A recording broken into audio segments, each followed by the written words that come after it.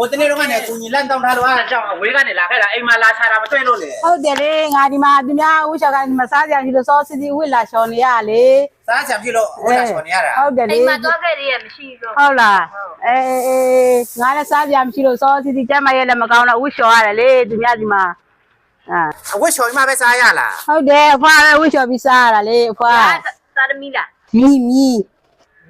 你大သမီးတွေကဘယ်ရောက်သွား သားသမီးတွေကနိုင်ငံရေးမကောင်းလို့ဘယ်ရောက်နေမှငိုမသိဘူးဖွားဒီမှာလည်းဖုန်းလည်းမဆက်ပါမှလည်းမြတ်ဘယ်သတင်းမှလည်းမကြားရပါဘူးအေး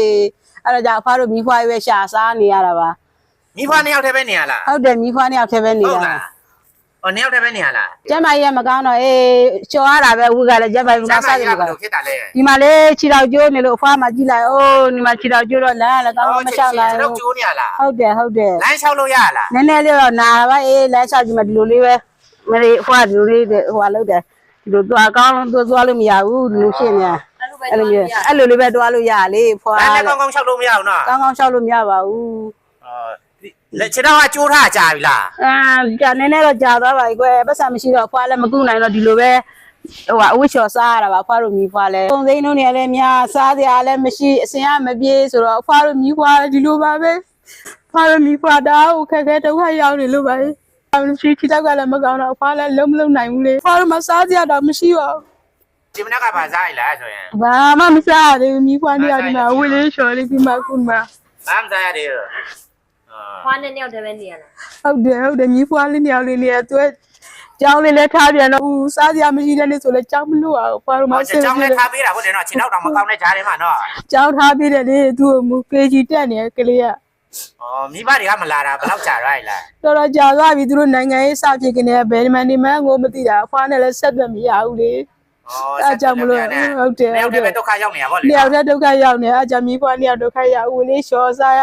သူများခိုင်းတာလေးလှုပ်ပေးရတယ်အဲ့လိုပဲစားနေရဘာမှမရှိဆန်းအစမရှိဘူးအဲ့ကြောင့်မနေ့စောစီစီချီမကောင်းတဲ့ကြောင့်လည်းဝိရှော် ကြားရတာစိတ်မကောင်းနဲ့နော် ဟုတ် အဖွားတို့အသက်စားဖို့အရှင်ပြောင်းဆိုမှပေါ့လေနော်ဆန်တအိတ်ရ